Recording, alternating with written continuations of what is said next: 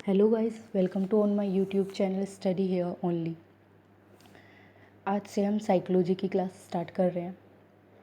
यहाँ पर मैं आपको पूरा सी टैट यूपी टैट से related subject wise course complete कराऊंगी। ये हमारी साइकोलॉजी की फ़र्स्ट क्लास है। धीरे धीरे मैं आपको चैप्टर वाइज इसका पूरा सिलेबस कंप्लीट कराऊंगी। हम पहले बुद्धि के बारे में पढ़ेंगे, ठीक है। बुद्धि से रिलेटेड जो भी डेफिनेशन है, अगर आपको याद नहीं हो पाती या फिर आप पढ़े हैं और भूल जाते हैं तो यहाँ मैं आपको ट्रिक से याद कराऊंगी सारी डेफिनेशन। अगर आप यहाँ पर मेरे साथ ट्रिक से पढ़ेंगे तो आने वाले एग्ज़ाम्स में आप इजीली कोई भी डेफिनेशन का राइटर बता सकते हैं, कोई भी डेफिनेशन भूलेंगे नहीं, ठीक है। तो बुद्धि के बारे में आप सभी जानते हैं, बुद्धि क्या होती है। किसी भी काम को करने के लिए हम बुद्धि का इस्तेमाल करते हैं, आप सभी जानते हैं। तो बुद्धि के चैप्टर में देखो, हम सबसे पहले इसकी परिभाषाओं के बारे में पढ़ेंगे, ठीक है। तो यहाँ पर बुद्धि की जो परिभाषाएं थी वो किस किस ने दी, देखो बिने ने दी, गेट्स ने दी, थॉर्नडाइक ने दी, टर्मन ने दी, वुडवर्थ ने दी, पीटर स्टर्न ने दी, हैनीमैन ने दी, टियरबर्ग ने दी, गोडविन ने दी, रायबर्न ने दी, वंकिंग घम ने दी, स्पीयरमैन ने दी, ठीक है। तो ये जो सारे वैज्ञानिक हैं, इन्होंने क्या दी, बुद्धि की परिभाषाएं दी है, ठीक है। तो सबसे पहले हम बिने की डेफिनेशन पढ़ते हैं, ठीक है। बिने की डेफिनेशन है आलोचना। देखो इसको हम एक इस ट्रिक से याद करेंगे, आलोचना, निर्देशन, ज्ञान एंड तर्क। तो देखो इसकी डेफिनेशन है किसी परिस्थिति के अनुसार निर्देशन, तर्क, ज्ञान एवं आलोचना की क्षमता ही बुद्धि है। तो देखो ये डेफिनेशन सब लोग पढ़ते हैं, किसी को याद रहती है किसी को नहीं। तो इसको याद करने की ट्रिक है, आप ये वर्ड्स याद कर लीजिए, आलोचना, निर्देशन, ज्ञान एंड तर्क। इसमें से अगर एक भी वर्ड याद कर लेते हैं ना, आलोचना, तब भी आप जब ये पूरी डेफिनेशन देखेंगे कहीं पर भी तो आपको एक वर्ड पकड़ना है और उसी वर्ड से आप ये पूरी डेफिनेशन पकड़ लेंगे, ठीक है। तो यहाँ पर इन वर्ड्स को कोई भी वर्ड एक याद कर लीजिए और इस जब आपके सामने बहुत सारी डेफिनेशंस होंगी तो आप तुरंत, जब आपको ये वाला वर्ड याद रहेगा बिने के नाम से आलोचना, ठीक है, तो आप देख के तुरंत पहचान लेंगे। सेकंड आती है गेट्स। तो देखो गेट से ही समझ जाओ, गेट। तो गेट हमारे कैसे होते हैं, देखो कुछ तो छोटे होते हैं, कुछ बड़े गेट होते हैं। तो ज़रा पहले डेफिनेशन की ओर आते हैं। सूक्ष्म एवं विस्तृत चीज़ों का विश्लेषण करना ही बुद्धि है। तो आप गेट के नाम से ही सूक्ष्म एवं विस्तृत, छोटा और बड़ा गेट करके याद कर लीजिए। और जब भी आप ये पूरी डेफिनेशन देखेंगे, सूक्ष्म एवं विस्तृत चीज़ों का विश्लेषण करना ही बुद्धि है, तो आप तुरंत समझ जाएंगे कि ये हमारी गेट्स की डेफिनेशन है। नेक्स्ट है थॉर्नडाइक। देखो थॉर्नडाइक की जो डेफिनेशन है, पूर्व अनुभवों से उत्तम क्रिया करने और नवीन परिस्थितियों के साथ समायोजन करना ही बुद्धि है। देखो डाइक, थॉर्नडाइक में हमारा जो ये लास्ट वर्ड आ रहा है डाइक, डाइक मीन्स डाई। तो हम डाइक कब करते हैं, जब हमारे हेयर्स कैसे होते हैं, वाइट। और वाइट हेयर कब होते हैं, जब हमारी एज ज़्यादा हो चुकी होती है, ठीक है। तो हमारे पास अनुभव भी बहुत ज़्यादा होते हैं, ठीक है। मतलब अगर हम डाई लगा रहे हैं तो हमारे पास बहुत सारे अनुभव हैं। तो पूर्व अनुभव, तो आपको एक वर्ड पढ़ना है डाइक के नाम से, पूर्व अनुभव। बस आपको सिर्फ सिंपली ये वर्ड याद रखना है, डाइक के नाम से पूर्व अनुभव।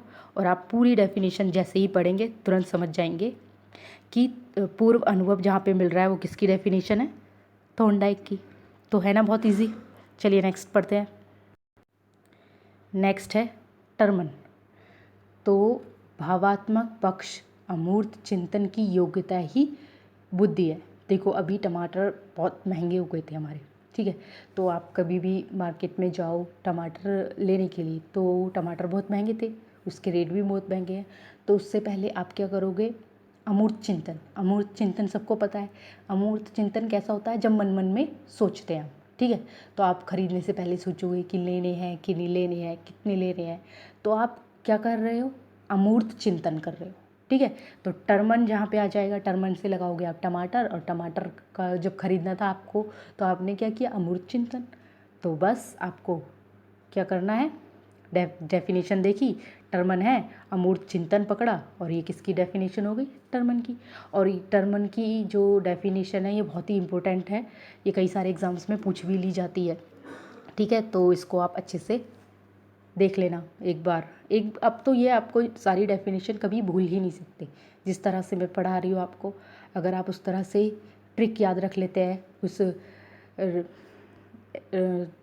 वैज्ञानिक से रिलेटेड या जो भी मैं नाम बता रही हूँ, तो आप डेफिनेटली भूल नहीं सकते। नेक्स्ट आते हैं वुड बर्थ।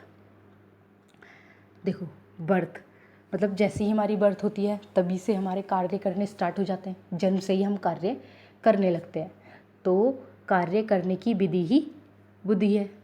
तो ये किसने दी थी, वुड बर्थ। और बर्थ से क्या होता है, कार्य, और कार्य आपको यहाँ पे क्या याद रखना है, कार्य। तो बर्थ से ही हम कार्य करना स्टार्ट कर देते हैं और कार्य करने की विधि ही बुद्धि है। तो ये हुई सिंपल डेफिनेशन किसकी, वुड बर्थ की।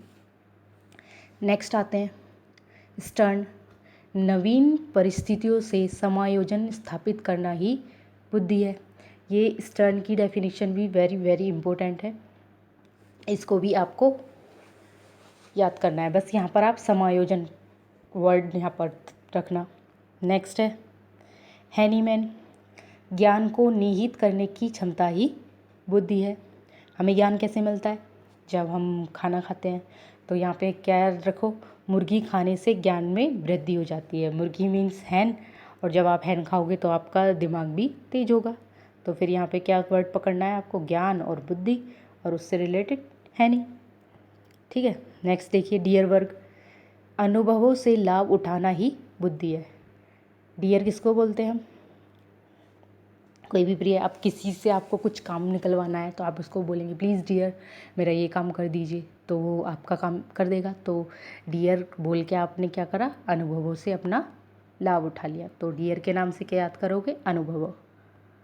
ठीक है, नेक्स्ट है गोडविन और कॉल्विन। गोडविन,